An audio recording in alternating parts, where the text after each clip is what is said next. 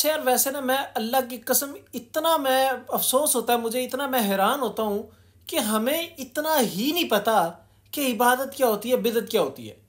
लोगों को शरीयत की कोई बात बताओ, लोगों को किसी बुराई से रोको, उनसे कहो कि भाई जो तुम ये नेक अमल कर रहे हो ये नेक अमल नहीं है, ये बिदअत है, ये शरीयत के अंदर एडिशन है। वो कहते हैं कि तुम लोग जो है ना गुस्ताख हो, तुम लोग तो लोगों को इबादत से रोक रहे हो। नौज़ बिल्लाहि मिन ज़ालिक। हम इबादत से नहीं रोक रहे, लेकिन वो अमल जो अल्लाह के रसूल सल्लल्लाहु अलैहि वसल्लम नहीं किया वो इबादत बन नहीं सकता। ये बात ज़हन में रखें, चाहे वो 1000 नफल एक रात में पढ़ना हो। एक बंदा उसकी रूटीन है 1000 नफल एक रात में पढ़ना, क्यों पढ़ने भाई? क्या ये बिदअत नहीं है? अल्लाह के रसूल सल्लल्लाहु अलैहि वसल्लम ने कितने पढ़े? अल्लाह के रसूल सल्लल्लाहु अलैहि वसल्लम, सईदा आयशा कहती है अल्लाह के रसूल सल्लल्लाहु अलैहि वसल्लम की रात की नमाज 12 रकात हुआ करती थी। तो हमारे यहाँ ये क्यों इस तरह के कॉन्सेप्ट पाए जाते हैं?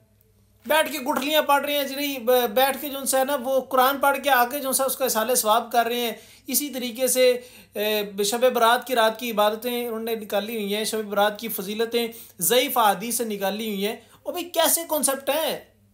कहते थे बिदअत हसना और बिदअत सय्या क्या होती है? बिदअत हसना बिदअत सय्या क्या होती है? कुछ भी नहीं होती। बिदअत बिदअत है। क्या हम लोग जुमे नहीं पढ़ते? कि हर जुमे के अंदर ये रसूलुल्लाह सल्लल्लाहु अलैहि वसल्लम की हदीस नहीं पढ़ी जाती, कुल्लु बिदअतिन ज़लाला व कुल्लु ज़लालतिन फिन्नार? हर बिदअत गुमराही और गुमराही जहन्नुम में लेके जाने वाली है। तो बिदअत दीन के अंदर नई एडिशन ही है ना, जिसकी बेसिस शरीयत के अंदर मौजूद ना हो। वो एडिशन चाहे आपको अच्छी लग रही हो चाहे बुरी लग रही हो, एडिशन तो एडिशन है, शरीयत के अंदर तो मौजूद नहीं है। कि सारी चीज़ें एक साइड पे रखें ना, बस एक बात अपने ज़हन के अंदर रखें तो ये सारे मामला दुरुस्त हो जाएंगे हमारे। वो ये कि जो अमल हम लोग कर रहे हैं और हमें लग रहा है ये नेक अमल है और ये ठीक है, तो इसके बारे में सबसे पहली चीज़ ये सोचनी चाहिए, क्या रसूलुल्लाह सल्लल्लाहु अलैहि वसल्लम को नहीं पता था ये अमल? क्या अल्लाह के रसूल सल्लल्लाहु अलैहि वसल्लम ने सहाबा को बताया नहीं इस अमल के बारे में?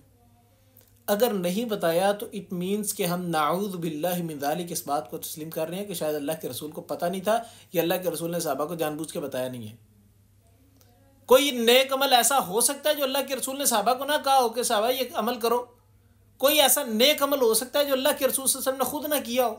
अल्लाह के रसूल से बढ़ के हम लोग नेक बन सकते हैं? कभी भी नहीं बन सकते भाई।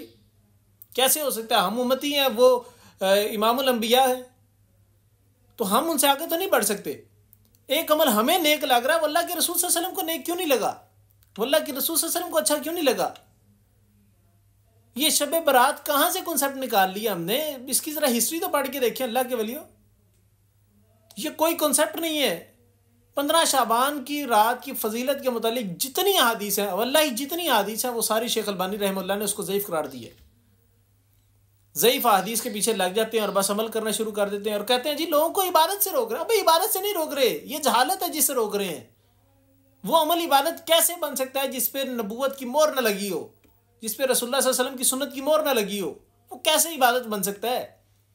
हमारा ज़मीर कैसे गवारा कर सकता है कि हम उस अमल को नेक अमल कह के लोगों के अंदर आम करें, मशहूर करें, जो अमल अल्लाह के रसूल सल्लल्लाहु अलैहि वसल्लम ने ना किया हो? नमाज पढ़ते हैं ना, क्यों पढ़ते हैं जी? नेकी है। किसने कहा? रसूलुल्लाह सल्लल्लाहु अलैहि वसल्लम ने कहा। रोज़ा रखते हैं ना, क्यों रखते हैं? अजी नेकी है। किसने कहा? रसूलुल्लाह सल्लल्लाहु अलैहि वसल्लम ने कहा। कुरान पढ़ते हैं ना, एक एक हर्फ के मुतालिक अल्लाह के रसूल सल्लल्लाहु अलैहि वसल्लम ने फरमाया ना कि एक एक हर्फ पढ़ने पर 10 नेकियां मिलती हैं। अलिफुन हर्फुन लामुन हर्फुन मीमुन हर्फुन। फरमाया कि मैं ये नहीं कहता कि अलिफ लाम मीम एक हर्फ है, बल्कि मैं ये कहता हूँ कि अलिफ एक हर्फ है, लाम दूसरा हर्फ है, मीम तीसरा हर्फ है, लिहाजा इस अलिफ लाम मीम पढ़ने पर 30 नेकियां मिलेंगी। जो रसूल हमें इतनी इतनी छोटी छोटी छोटी छोटी नेकियों को बता रहे हैं, उन्होंने हमें ये नहीं बताया कि शब बरात की रात भी इबादत करना नेकी है।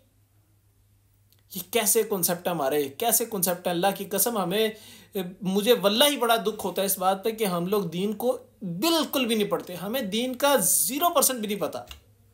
इतने हम लोग आरी हो चुके हैं दीन से। मेरे भाइयों, मेरी रिक्वेस्ट है आपके सामने, मेरी बहनों, मेरी रिक्वेस्ट है आपके सामने कि कुरान मजीद को पढ़ें, रसूलुल्लाह सल्लल्लाहु अलैहि वसल्लम की हदीस को पढ़ें, सही हदीस को पढ़ें।